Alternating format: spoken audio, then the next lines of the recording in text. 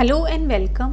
Constitution में next article है हमारे पास आर्टिकल नंबर 35 जो कि बात करता है legislation to give effect to the provisions of this part, कि लेजिस्लेशन जो है वो अफेक्ट देगा प्रोविजंस को इस पार्ट में। पर्पस क्या है? ये एम्पावर करता है पार्लियामेंट को कि वो लॉज बना सकती है जो नेसेसरी हैं इन्फोर्स करने के लिए और इफेक्ट देने के लिए फंडामेंटल राइट्स को, जबकि रिस्ट्रिक्ट करते हुए स्टेट लेजिस्लेचर्स को ऐसा करने से सर्टेन केसेस में। फिर आ गया पावर्स क्या है पार्लियामेंट की। आर्टिकल 35 क्लोज ए, पार्लियामेंट अलोन जो है वो लॉज बना सकती है। पहला आ गया इसमें regarding special provisions under certain articles, जो स्पेशल प्रोविजंस हैं उनके रिगार्डिंग कौन कौन से हमारे पास प्रोविजंस हैं। पहला है आर्टिकल 16 क्लोज 3 जो कि बात करता है रिजर्वेशन अपॉइंटमेंट्स की। फिर आ गया आर्टिकल 32 क्लोज 3 जो कि बात करता है एम्पावर करना दूसरे कोर्ट्स को इन्फोर्स करने के लिए फंडामेंटल राइट्स को। फिर आ गया आर्टिकल 33 हमारे पास जो कि बात करता है मॉडिफिकेशंस फंडामेंटल राइट्स की आर्म्ड फोर्सेस के लिए। फिर आ गया आर्टिकल 34 हमारे पास वैलिडेशन एक्ट्स का मार्शल लॉ के अंडर। सेकेंड आ गया हमारे पास प्रिस्क्राइबिंग पनिशमेंट उन एक्ट्स के लिए जो डिक्लेयर किए गए हैं ऑफेंसेस इस पार्ट के under, that is fundamental rights में। पार्लियामेंट रिक्वायर्ड है कि वो लॉ बना सकती है एज सुन एज पॉसिबल, जितना जल्दी हो सके उतना, कमेंसमेंट ऑफ द कॉन्स्टिट्यूशन के बाद। तो इस स्लाइड में हमने क्या पढ़ा है, इसमें सबसे पहले आ गया हमारे पास article number, that is article 35 जो कि बात करता है कि लेजिस्लेशन वो अफेक्ट देगी प्रोविजंस को इस पार्ट में। इस पार्ट में मतलब थर्ड पार्ट मतलब फंडामेंटल राइट्स के केस में। पहला आ गया इसमें हमारे पास पर्पस क्या है। इसमें आ गया हमारे पास पार्लियामेंट जो है वो बना सकती है लॉज जो नेसेसरी हैं इन्फोर्स करने के लिए और इफेक्ट देने के लिए फंडामेंटल राइट्स को, उसी समय जो है रिस्ट्रिक्ट करते हुए स्टेट लेजिस्लेचर को ऐसा करने से सर्टेन केसेस में। सेकंड आ गया हमारे पास पावर्स क्या है पार्लियामेंट की।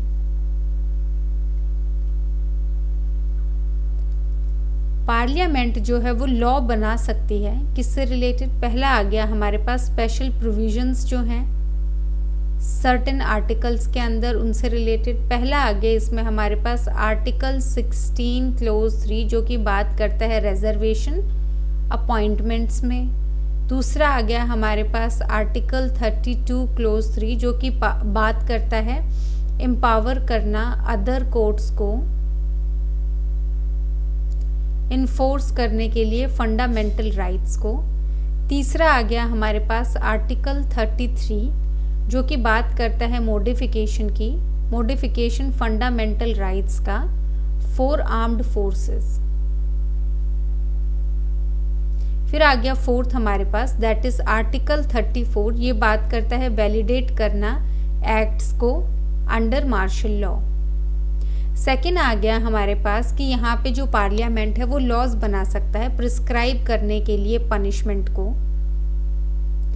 जो डिक्लेयर किए गए हैं offences under this part, that is fundamental rights के अंडर जो ऑफेंस डिक्लेयर किए गए हैं उनकी पनिशमेंट के लिए पार्लियामेंट लॉ बना सकता है। पार्लियामेंट रिक्वायर्ड है कि वो ऐसे लॉज बनाए एज सून एज पॉसिबल, जितना जल्दी हो सके, after the commencement of the constitution, after the commencement of the constitution. इसमें आ गया हमारे पास आर्टिकल नंबर 35। आर्टिकल 35 बात करता है लेजिस्लेशन गिव इफेक्ट देगा प्रोविजंस को इस पार्ट के लिए, दैट इज फंडामेंटल राइट्स को। पर्पस क्या है यहाँ पे, पार्लियामेंट जो है वो लॉज बना सकता है जो नेसेसरी हैं इन्फोर्स करने के लिए और इफेक्ट देने के लिए फंडामेंटल राइट्स को, वाइल रिस्ट्रिक्टिंग, जबकि वो उसी टाइम पे रिस्ट्रिक्ट कर सकता है स्टेट लेजिस्लेचर को ऐसा करने में सर्टेन केसेस में। पावर्स क्या है पार्लियामेंट की, पार्लियामेंट लॉज बना सकता है स्पेशल प्रोविजन से रिलेटेड जो कि 4 हैं हमारे पास। आर्टिकल 16 क्लोज 3 जो कि रिजर्वेशंस जो हैं अपॉइंटमेंट्स की उसकी बात करता है। आर्टिकल 32 क्लोज 3 जो बात करता है एम्पावर करना दूसरे कोर्ट्स को इन्फोर्स करने के लिए फंडामेंटल राइट्स को। फिर आगे आर्टिकल 33 हमारे पास मॉडिफिकेशन जो है फंडामेंटल राइट्स का आर्म्ड फोर्सेस के लिए। फिर आगे आर्टिकल 34 वैलिडेट करना एक्ट्स को मार्शल लॉ के अंडर। फिर आगे सेकंड हमारे पास इसमें प्रिस्क्राइब कर सकता है जो पार्लियामेंट है वो जो ऑफेंस जो डिक्लेयर किए गए हैं ऑफेंस फंडामेंटल राइट्स में as soon as possible after the commencement of the constitution. तो जो लॉज हैं वो बनाए जाने चाहिए जितना जल्दी हो सके पॉसिबल जब कमेंस हो जाता है कॉन्स्टिट्यूशन।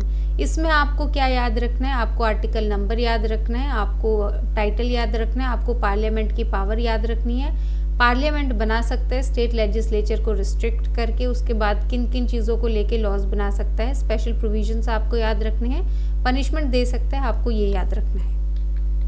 फिर आ गया थर्ड पॉइंट हमारे पास continuation of existing laws article 35 clause B. Laws जो फोर्स में थे कॉन्स्टिट्यूशन से पहले जो रिलेट करते हैं इन मैटर्स को वो कंटिन्यू होंगे ऑपरेट करने में सब्जेक्ट टू अडेप्टेशन और मॉडिफिकेशन अंडर आर्टिकल 372, रिमेन रहेंगे वैलिड जब तक अमेंड ऑल्टर या रिपील नहीं किए जाते हैं पार्लियामेंट के द्वारा। फोर्थ आ गया इसमें हमारे पास एक्सप्लेनेशन में आ गया हमारे पास लॉ इन्फोर्स जो है उसका सेम मीनिंग है आर्टिकल 372 में। देयरफॉर कोई भी लॉ जो वैलिड था इमीडिएटली बिफोर कॉन्स्टिट्यूशन जब इफेक्ट में आया था। फिफ्थ आ गया हमारे पास कोर प्रिंसिपल। आर्टिकल 35 इंश्योर करता है लीगल कंटिन्यूटी और इफेक्टिव इन्फोर्समेंट फंडामेंटल राइट्स का, पार्लियामेंट को सेंट्रल रोल देते हुए फ्रेम करने में लॉज को प्रोटेक्ट करने के लिए राइट्स और हैंडल करने के लिए एक्सेप्शंस जैसे कि आर्म्ड फोर्सेस और मार्शल लॉ। तो कोर प्रिंसिपल में बेसिकली इन्फोर्समेंट जो है फंडामेंटल राइट्स का वो अच्छे से हो जाए और पार्लियामेंट को पावर दी गई है लॉज जो है फ्रेम करने की ताकि वो प्रोटेक्ट कर सके राइट्स को और हैंडल कर सके आर्म्ड फोर्सेस और मार्शल लॉ जैसे एक्सेप्शंस। अब इसमें थर्ड पॉइंट क्या है हमारे पास, थर्ड पॉइंट बात करता है कंटिन्यूएशन की, कंटिन्यूएशन ऑफ एग्जिस्टिंग लॉज। ये आ गया हमारे पास आर्टिकल 35 क्लोज बी। ये बात करता है कि जो लॉ इन्फोर्स में थे बिफोर कॉन्स्टिट्यूशन जो रिलेट करते हैं मैटर से, उन मैटर से पहला आ गया वो कंटिन्यू रहेंगे ऑपरेट करने के लिए सब्जेक्ट टू अडेप्टेशन और मॉडिफिकेशन अंडर आर्टिकल 372। सेकेंड आ गया हमारे पास वो रिमेन वैलिड रहेंगे अनटिल वो अमेंड नहीं किए जा सकते, ऑल्टर नहीं किए जा सकते, रिपील नहीं किए जा सकते हैं पार्लियामेंट के द्वारा। फिर आ गया हमारे पास फोर्थ पॉइंट जो है वो बात करता है एक्सप्लेनेशन की। एक्सप्लेनेशन में आ गया जो टर्म है हमारे पास law in force. Law in force जो हमारे पास टर्म है उसका सेम मीनिंग होगा जो कि होता है आर्टिकल 372 में, दैट इज कोई भी लॉ जो वैलिड था इमीडिएटली बिफोर कॉन्स्टिट्यूशन, तो वैलिड था इमीडिएटली बिफोर कॉन्स्टिट्यूशन वो अफेक्ट में, बिफोर कॉन्स्टिट्यूशन अफेक्ट में आया, तो यहाँ पे लॉ इन फोर्स का सेम मीनिंग होगा जो दिया गया है आर्टिकल 372 में। तो यहाँ पे आ गया हमारे पास continuation of existing laws article 35 clause B. जो लॉ इन फोर्स जो बिफोर कॉन्स्टिट्यूशन था इन मैटर्स से रिलेटेड वो कंटिन्यू रहेगा ऑपरेट करने में सब्जेक्ट टू अडेप्टेशन या मॉडिफिकेशन अंडर आर्टिकल 372। मतलब जो कॉन्स्टिट्यूशन बनने से पहले कोई भी लॉ फोर्स में था वो कंटिन्यू रहेगा, लेकिन अगर कोई मॉडिफिकेशन हुई है आर्टिकल 372 का तो वो जो है उसमें मॉडिफाई किया जाएगा। दूसरा आ गया वैलिड रहेगा जब तक कि उसे अमेंड, ऑल्टर या रिपील नहीं किया जाता है पार्लियामेंट के द्वारा। तो पार्लियामेंट जब तक उसको अमेंड, ऑल्टर या रिपील नहीं करती है वो कंटिन्यू रहेगा। एक्सप्लेनेशन में टर्म आ गया हमारे पास लॉ इन फोर्स जिसका सेम मीनिंग होगा आर्टिकल 372 में, दैट इज कोई भी लॉ जो वैलिड है इमीडिएटली बिफोर कॉन्स्टिट्यूशन अफेक्ट में आया है। तो कॉन्स्टिट्यूशन के अफेक्ट में आने से पहले जितने भी लॉज थे उनको बोला जाएगा लॉ इन फोर्स, जो हमारे पास दिया गया है आर्टिकल 372 में। आर्टिकल नंबर जो है आप ज़रूर याद रखेंगे, यहाँ पे भी 372 है और फर्स्ट जो हमारे पास थर्ड पॉइंट है उसमें भी आर्टिकल 372 है।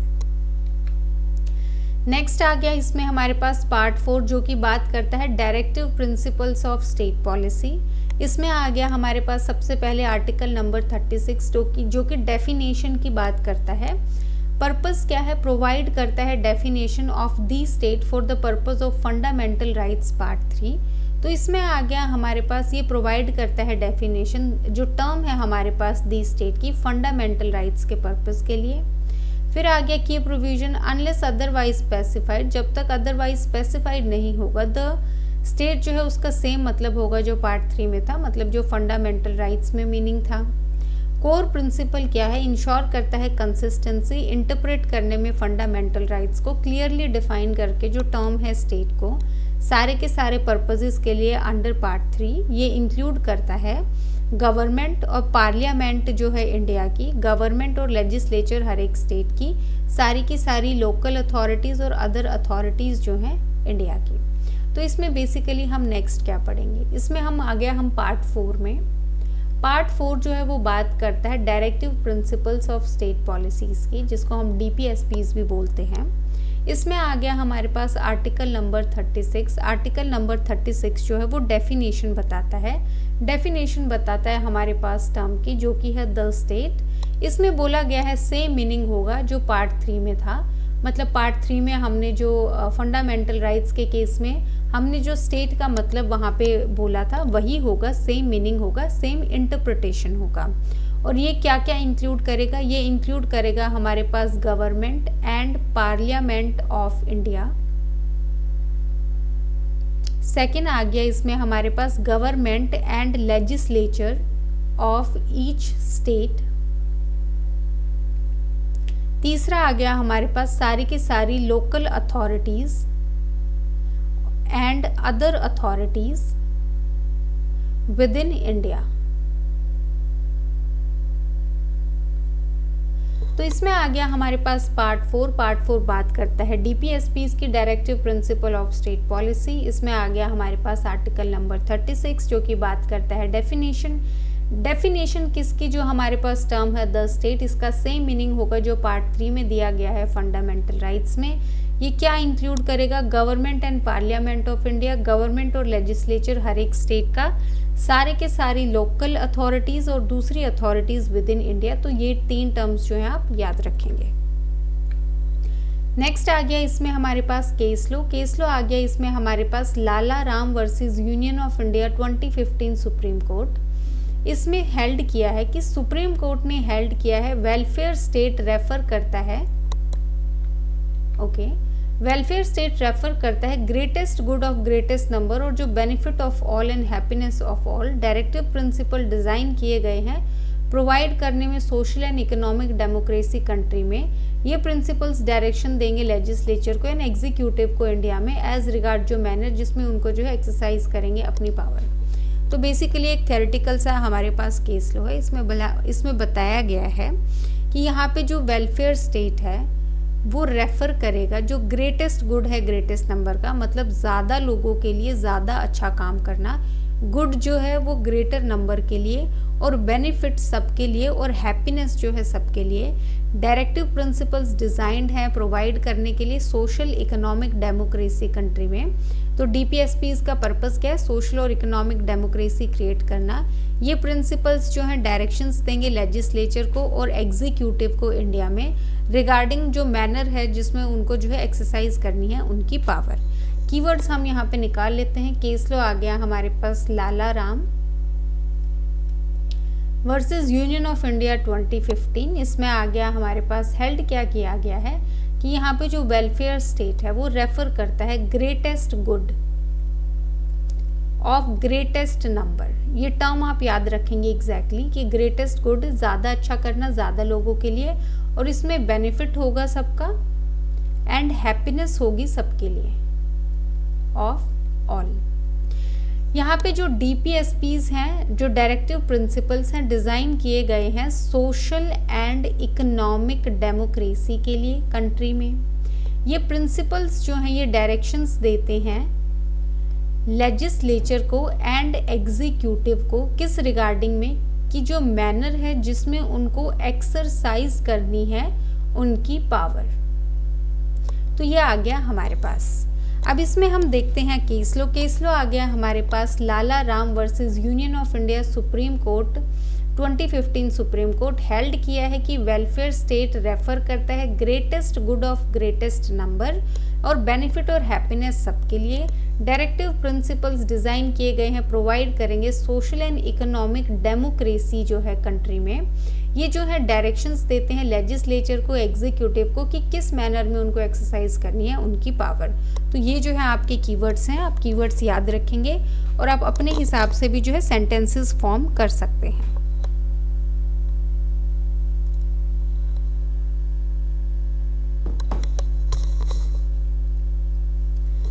नेक्स्ट आ गया हमारे पास आर्टिकल नंबर 37। आर्टिकल 37 बात करता है application of the principles contained in this part. अब अप्लाई कहाँ करेंगे प्रिंसिपल्स जो कंटेन किए गए हैं इस पार्ट में। इस पार्ट में मतलब पार्ट 4 में, जो कि डीपीएसपीस की बात करता है। पर्पस क्लैरिफाई करता है कि लीगल स्टेटस डीपीएसपीस का पार्ट 4 में, कि लीगल स्टेटस क्या होगा directive principles of state policy का। 37 का हमारे पास ये पर्पस है। फिर आगे इसमें हमारे पास की प्रोविजंस क्या होंगे। इन्फोर्सिएबल नहीं होगा किसी भी कोर्ट के द्वारा। इसका क्या मतलब है, सिटीजन्स अप्रोच नहीं कर सकते हैं कोर्ट्स को डिमांड करने के लिए इन्फोर्समेंट डायरेक्टिव प्रिंसिपल्स की। सेकेंड आ गया fundamental in governance despite non enforceability. ये जो प्रिंसिपल्स हैं ये फंडामेंटल हैं गाइड करने के लिए स्टेट को लॉ मेकिंग में और पॉलिसी में। फिर आ गया ड्यूटी जो है स्टेट की। ये स्टेट की रिस्पॉन्सिबिलिटी है कि वो अप्लाई कर सकता है इन प्रिंसिपल्स को जब वो लॉज बनाता है या पॉलिसीज बनाता है। फिर आ गया हमारे पास कोर प्रिंसिपल। आर्टिकल 37 इस्टेब्लिश करता है कि डायरेक्टिव प्रिंसिपल्स मोरल हैं और पॉलिसी ऑब्लिगेशंस हैं। ये सिर्फ जस्टिसिएबल राइट्स नहीं है, लेकिन ये गाइड करते हैं लेजिस्लेशन को और गवर्नेंस को इंश्योर करने के लिए सोशल और इकोनॉमिक जस्टिस को। तो डीपीएसपीस बेसिकली मोरल और पॉलिसी ऑब्लिगेशन से जस्टिफिएबल नहीं है, मतलब इनको जो है इन्फोर्स नहीं करवाया जा सकता है कोर्ट के थ्रू, लेकिन ये गाइड करते हैं लेजिस्लेशन को और गवर्नेंस को सोशल और इकोनॉमिक जस्टिस के लिए। केस लॉ आ गया हमारे पास Lily Thomas versus union of India 2000 supreme court. Supreme court ने रीइटरेट किया है कि कोर्ट के पास कोई पावर नहीं है डायरेक्शंस देने की इन्फोर्समेंट के लिए directive principles of state policy की। हाउएवर कोर्ट्स बाउंड हैं इवॉल्व करने के लिए, अफर्म करने के लिए, अडॉप्ट करने के लिए प्रिंसिपल्स को, इंटरप्रिटेशन के ये जो प्रिंसिपल्स हैं जो कि further and not hinder the goals, जो कि हेल्प करेंगे ना कि हिंडर करेंगे गोल्स जो सेट आउट किए गए हैं directive principle of state policy में। तो यहाँ पे हमने क्या पढ़ा है, यहाँ पे हमने पढ़ा है आर्टिकल 37। आर्टिकल 37 बेसिकली बात करता है एप्लीकेशन की ऑफ प्रिंसिपल्स जो कंटेन किए गए हैं पार्ट 4 में, दैट इज डीपीएसपीस कहाँ तक अप्लाई होंगे, इनकी क्या एप्लीकेशन है। पहला आ गया ये सेक्शन क्लैरिफाई करता है क्या स्टेटस है यहाँ पे डीपीएसपीस का, डीपीएसपीस का क्या स्टेटस है। सेकंड आ गया हमारे पास की प्रोविजंस क्या है।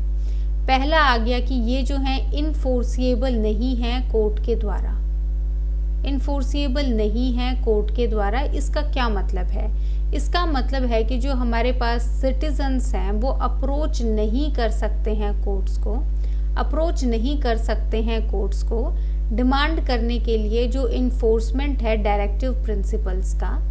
सेकंड आ गया हमारे पास ये जो है फंडामेंटल होंगे किस चीज़ में, इनको इन्फोर्स नहीं करवाया जा सकता लेकिन ये ज़रूरी है गाइड करने में स्टेट को, उनकी जो लॉ मेकिंग है उसमें और पॉलिसी मेकिंग में।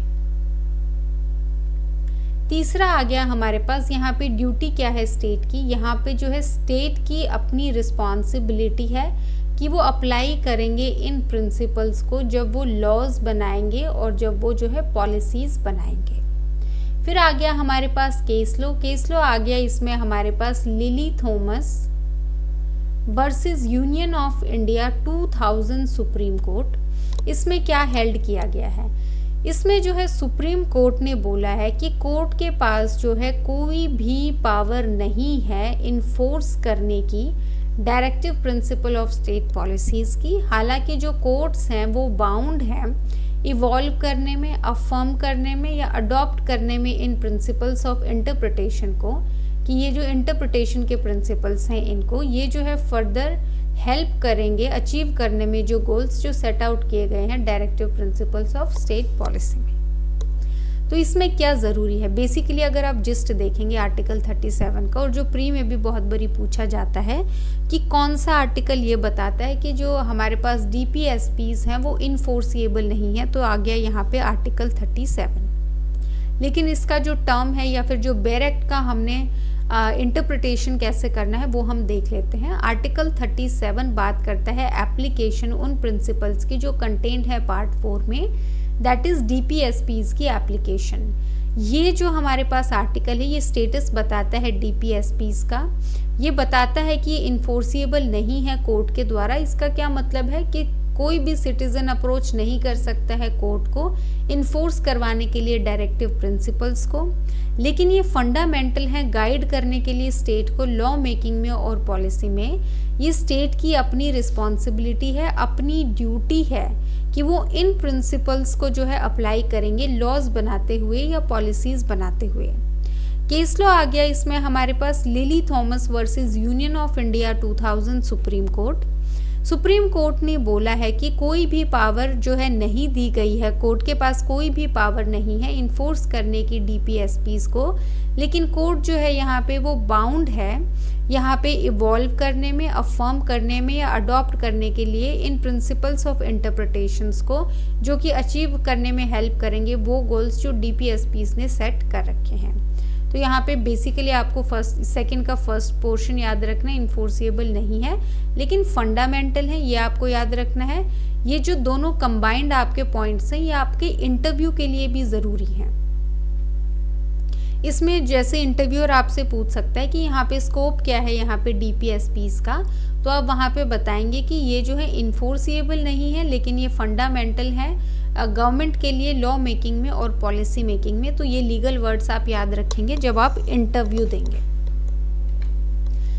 नेक्स्ट आ गया हमारे पास केस लॉ, ये बात करता है हमारे पास state of Madras versus Champakam Dorai Rajan 1951 supreme court. Supreme court ने हेल्ड किया है कि जब कॉन्फ्लिक्ट होता है फंडामेंटल राइट्स और डायरेक्टिव प्रिंसिपल्स में, फंडामेंटल राइट्स प्रिवेल करेंगे। कोर्ट ने रीज़न किया है कि आर्टिकल 37 डायरेक्टिव प्रिंसिपल्स को नॉन जस्टिफिएबल बनाता है, हैंस कोई भी कॉन्फ्लिक्ट हुआ फंडामेंटल राइट्स में, डायरेक्टिव प्रिंसिपल्स में, फंडामेंटल राइट्स को जो है प्रेसिडेंस दिया जाएगा। फिर आ गया हमारे पास रे Kerala education bill 1957 supreme court. Supreme court ने हेल्ड किया है कि दो डायरेक्टिव प्रिंसिपल ओवरराइड करते हैं फंडामेंटल राइट्स को, नेवरदलेस डिटरमाइन करने में स्कोप और एम्बिट जो है फंडामेंटल राइट्स का कोर्ट जो है वो अकाउंट में ले सकता है डायरेक्टिव प्रिंसिपल्स को और अडॉप्ट कर सकता है प्रिंसिपल हार्मोनियस कंस्ट्रक्शन का। स्टैच्यूज जो है वो इंटरप्रेट किए जाएंगे इम्प्लीमेंट करने के लिए डायरेक्टिव प्रिंसिपल्स को rather than reducing them to theoretical ideas. तो यहाँ पे स्टैच्यूज को इंटरप्रेट किया जाएगा ताकि डायरेक्टिव प्रिंसिपल्स जो है वो इम्प्लीमेंट किए जा सके और उनको रिड्यूस ना किया जा सके एक थियोरेटिकल आइडिया के तरीके से। तो यहाँ पे केस लॉ है, केस लॉज है हमारे पास। पहला है यहाँ पे हमारे पास state of Madras versus Champakam Dorai Rajan 1951 supreme court. इसमें क्या हेल्ड किया गया है, इसमें बोला गया है जहाँ पे कॉन्फ्लिक्ट होगा फंडामेंटल राइट्स में और DPSPs में, वहाँ पे फंडामेंटल राइट जो है वो प्रिवेल करेगा। क्योंकि आर्टिकल 37 जो है कोर्ट ने रीज़न क्या दिया है कि आर्टिकल 37 जो है हमारे पास वो DPSPs को नॉन जस्टिफिएबल बनाता है, मतलब इन्फोर्सिएबल नहीं है ये कोर्ट में, हैंस यहाँ पे जो है फंडामेंटल राइट्स को जो है प्रेसिडेंस दिया जाएगा। सेकेंड आ गया इसमें हमारे पास रे Kerala education bill 1957 supreme court. इसमें हेल्ड किया गया है कि यहाँ पे दो हमारे पास जो डायरेक्टिव प्रिंसिपल्स हैं वो ओवरराइड कर देते हैं फंडामेंटल राइट्स को डिटरमाइन करने में, जो स्कोप एंड एम्बिट है यहाँ पे फंडामेंटल राइट्स का, कोर्ट जो है अकाउंट में ले सकता है डायरेक्टिव प्रिंसिपल को और अडॉप्ट कर सकता है इन प्रिंसिपल्स को एक हार्मोनियस कंस्ट्रक्शन में, मतलब फंडामेंटल राइट्स को और डायरेक्टिव प्रिंसिपल को जो है एक साथ हार्मनी के तरीके से भी कंस्ट्रक्ट कर सकता है। यहाँ पे जो स्टैट्यूट्स हैं, जो हमारे पास प्रोविजंस हैं, वो इंटरप्रेट किए जाएंगे इम्प्लीमेंट करने के लिए डायरेक्टिव प्रिंसिपल्स को, रेदर देन रिड्यूसिंग दैम, ताकि उनको रिड्यूस ना किया जाए। जो थियोरेटिकल आइडियाज़ हैं कि वो सिर्फ एक थियोरेटिकल आइडियाज़ ना बन के रह जाएं, उनको जो है प्रॉपर इम्प्लीमेंट किया जाए। इसके लिए स्टैट्यूट्स को जो है इंटरप्रेट किया जाएगा। तो आपका जो है ज़्यादा हेल्ड नहीं हुआ है, ये हमारे पास मोस्टली थियोरेटिकल पार्ट हेल्ड हुआ है, ये हमारे पास जो है थोड़ा सा प्रैक्टिकल पार्ट है। State of Madras versus Champakam Dorairajan 1951 supreme court, अगर कॉन्फ्लिक्ट है फंडामेंटल राइट्स और डीपीएसपीज में, फंडामेंटल राइट्स प्रिवेल करेंगे। रीज़न दिया गया है आर्टिकल 37 ने डीपीएसपीज को नॉन जस्टिफिएबल बनाया है, तो यहाँ पे फंडामेंटल राइट जो है वो प्रेसिडेंस गेन कर लेंगे। फिर आ गया रे Kerala education bill 1957 supreme court, यहाँ पे हेल्ड किया गया है कि डायरेक्टिव प्रिंसिपल्स जो है राइट कर सकते हैं फंडामेंटल राइट को, लेकिन यहाँ पे स्कोप और एम्बिट में जो है फंडामेंटल राइट्स का, लेकिन कोर्ट जो है वो काउंट में लेगा डायरेक्टिव प्रिंसिपल्स को और अडॉप्ट करेगा एक हार्मोनियस कंस्ट्रक्शन फंडामेंटल राइट्स और डीपीएसपीज के बीच में। स्टैच्यूज को इंटरप्रेट किया जाएगा ताकि इम्प्लीमेंट किए जा सके directive principle, rather than reduce करना एक थ्योरेटिकल आइडिया से। नेक्स्ट आ गया हमारे पास आर्टिकल नंबर 38। आर्टिकल 38 जो है हमारे पास वो बात करता है state to secure a social order for promotion of welfare of the people. State secure करेगा एक सोशल ऑर्डर प्रमोट करने के लिए लोगों का वेलफेयर। इसमें पहला पॉइंट है promotion of public welfare. State जो है वो एक्टिवली वर्क करेगा प्रमोट करने के लिए ओवरऑल वेलफेयर जो है पीपल का। फिर आगे establishment of just social order. State जो है वो सिक्योर करेगा और प्रोटेक्ट करेगा सोशल ऑर्डर को जो बेस्ड है social justice, economic justice, political justice. यहाँ पे जस्टिस जो है वो गाइड करेगी सारे इंस्टीट्यूशन को नेशनल लाइफ के। तीसरा आ गया reduction of economic inequality. State strive करेगी मिनिमम इनइक्वालिटीज इनकम में लोगों के बीच में। तो यहाँ पे आ गया हमारे पास आर्टिकल नंबर 38। आर्टिकल 38 बात करता है कि जो स्टेट है वो सिक्योर करेगा एक सोशल ऑर्डर प्रमोशन के लिए of welfare of the people. इसमें पहला पॉइंट आ गया हमारे पास कि स्टेट जो है वो एक्टिवली वर्क करेगा प्रमोट करने में जो ओवरऑल वेलफेयर है पीपल का।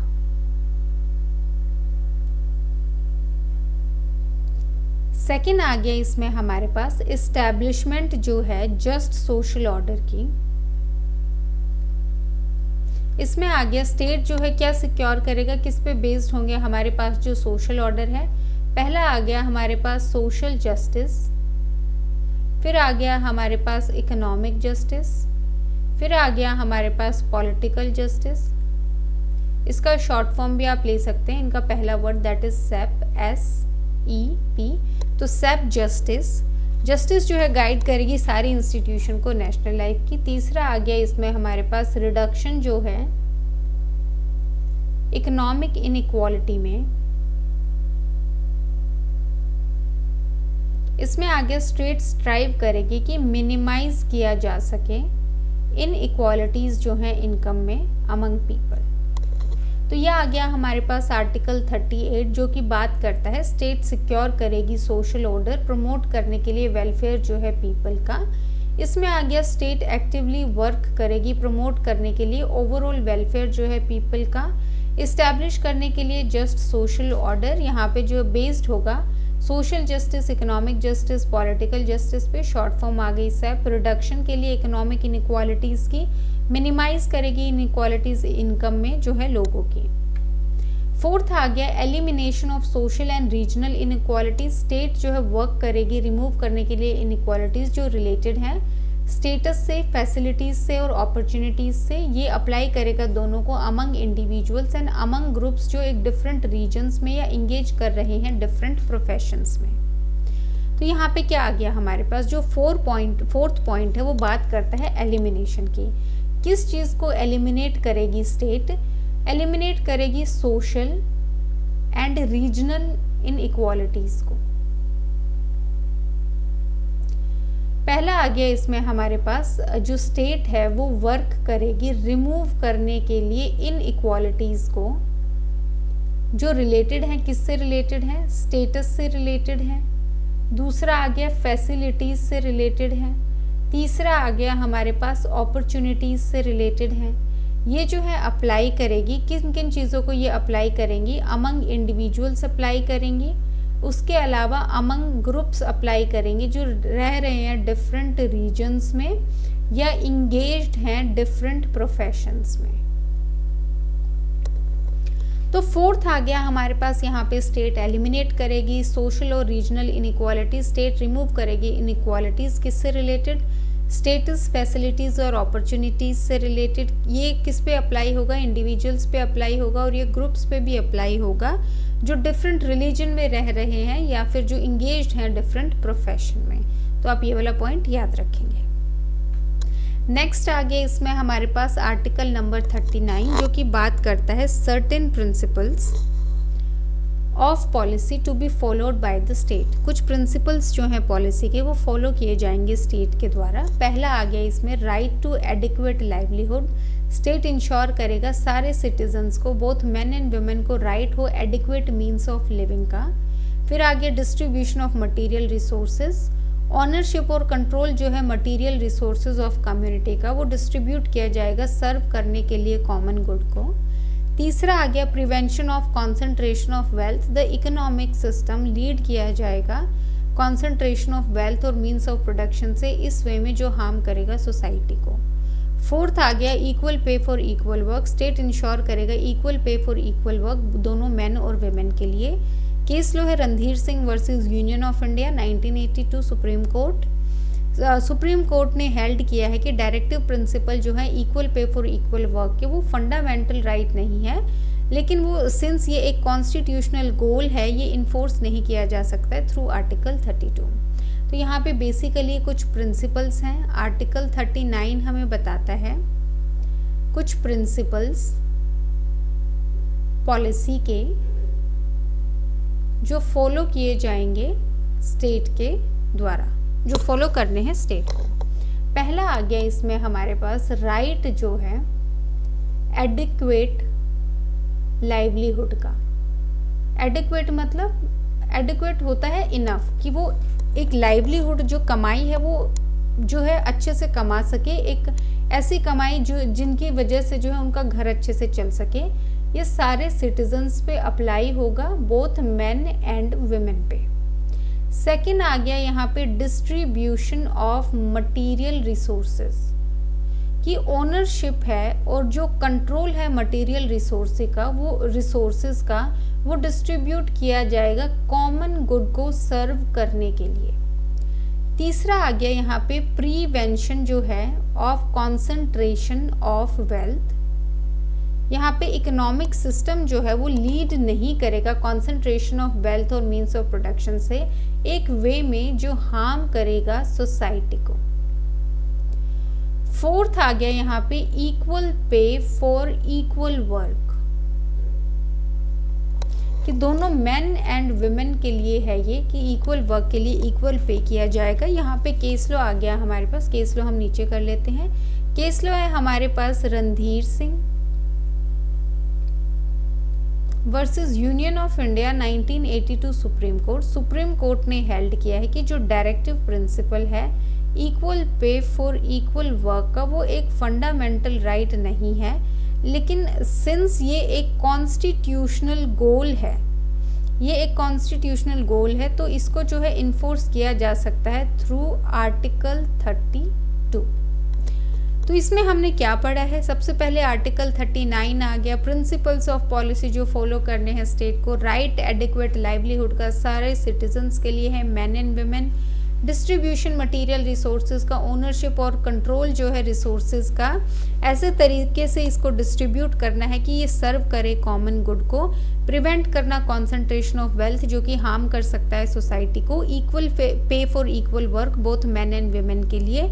केस लॉ आ गया Randhir Singh versus union of India 1982 supreme court. यहाँ पे directive principle of equal pay for equal work fundamental right नहीं है, लेकिन ये कॉन्स्टिट्यूशनल गोल है जो इन्फोर्स किया जा सकता है थ्रू आर्टिकल 32। फिर आ गया नेक्स्ट केस लॉ हमारे पास गृह कल्याण केंद्र versus union of India 1991 supreme court. Supreme court ने हेल्ड किया है कि प्रोविजंस जो हैं equal pay for equal work के वो एक्सप्रेसली डिक्लेयर्ड नहीं है टू बी फंडामेंटल राइट, लेकिन अज्यूम किया जाता है कि जो स्टेटस है फंडामेंटल राइट का कंस्ट्रू करके आर्टिकल 14 और 16 आर्टिकल 39D की लाइट में। फिर आ गया इसमें हमारे पास protection of workers and children, health and strength जो है वर्कर की वो प्रोटेक्ट करनी है। चिल्ड्रन की जो टेंडर एज है वो अब्यूज़ नहीं की जानी चाहिए। सिटीजन्स जो हैं वो इन्फोर्स नहीं करे जाएंगे इकोनॉमिक नेसेसिटी की वजह से कि वो टेकअप करे वर्क जो अनसूटेड है उनकी एज और फिजिकल कैपेसिटी से। 6th आ गया welfare and protection of children, children जो है वो प्रोवाइड करी जाएगी उनको अपॉर्चुनिटीज़ हेल्दी डेवलपमेंट के लिए, वो ग्रो करेंगे कंडीशंस में फ्रीडम की या फिर डिग्निटी। चिल्ड्रन और यूथ जो है उनको प्रोटेक्ट किया जाएगा अगेंस्ट एक्सप्लॉयटेशन और मोरल और मटेरियल अबैंडनमेंट।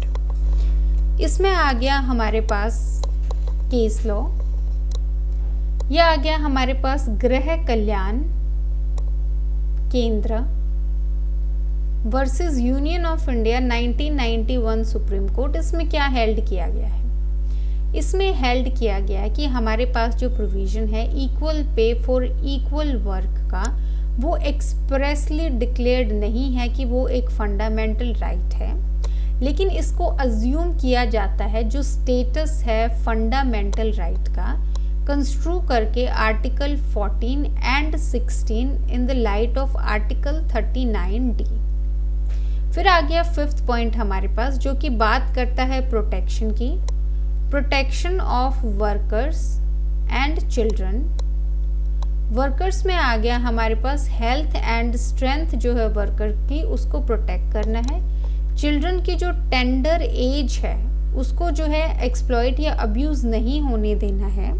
सिटीजन्स को जो है फोर्स नहीं किया जा सकता है काम करने के लिए, इकोनॉमिक नेसेसिटी की वजह से उनको फोर्स नहीं किया जा सकता है कि वो ऐसा काम ले जो अनसूटेड है उनकी एज और फिजिकल कैपेसिटी के हिसाब से।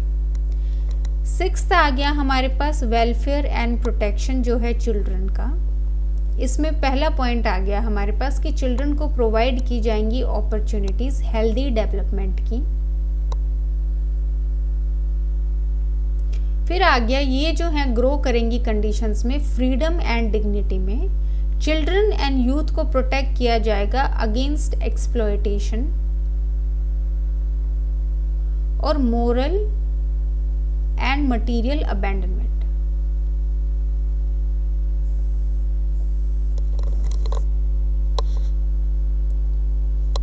तो इसमें आ गया हमारे पास केस लॉ आ गया हमारे पास गृह कल्याण केंद्र versus union of India 1991 supreme court. Equal pay for equal work जो है वो एक्सप्रेसली फंडामेंटल राइट नहीं है, अज्यूम किया जाता है इसको कि स्टेटस जो है फंडामेंटल राइट का कंस्ट्रू करके आर्टिकल 14 और 16 under article in the light of article 39D। फिर आ गया प्रोटेक्शन जो है वर्कर्स की, चिल्ड्रन की, वर्कर्स की हेल्थ और स्ट्रेंथ को जो है प्रोटेक्ट करना है। चिल्ड्रन की टेंडर एज को अब्यूज़ नहीं होने देना है। सिटीजन्स को फोर्स नहीं किया जा सकता कि वो इकोनॉमिक नेसेसिटी की वजह से ऐसा कोई वर्क करें जो अनसूटेड है उनकी एज और फिजिकल कैपेसिटी से। फिर आ गया welfare and protection of children, children को अपॉर्चुनिटी दी जाएगी हेल्दी डेवलपमेंट की और वो ग्रो करेंगे फ्रीडम और डिग्निटी के साथ। चिल्ड्रन और यूथ को एक्सप्लॉइट नहीं होने देना है, एक्सप्लॉइटेशन से प्रोटेक्ट करना है और मोरल और मटेरियल अबैंडनमेंट से जो है प्रोटेक्ट करना है। तो आज के लेक्चर में जो है हम इतना ही कवर करेंगे। अगर आपको पॉलिटी की PDF चाहिए इसके लिए जो है आप कमेंट सेक्शन में जा सकते हैं, वहाँ पे आपको एक पिंड कमेंट मिलेगा, उसमें एक व्हाट्सअप नंबर आपको दिया गया है। आप इस व्हाट्सअप नंबर पे जो है कोई भी क्वेरी डाल सकते हैं PDF की।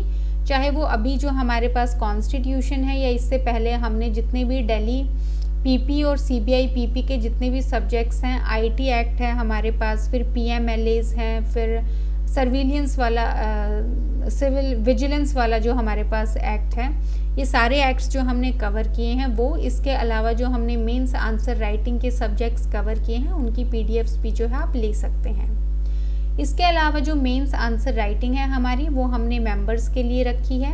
इसमें आपकी 2 तरीके की मेंबरशिप है, आपकी बेसिक मेंबरशिप है, आपकी एडवांस मेंबरशिप है। बेसिक में आपको वीडियो लेक्चर्स मिलेंगे, एडवांस में आपको वीडियो लेक्चर्स प्लस आपको पीडीएफ्स मिलेंगी।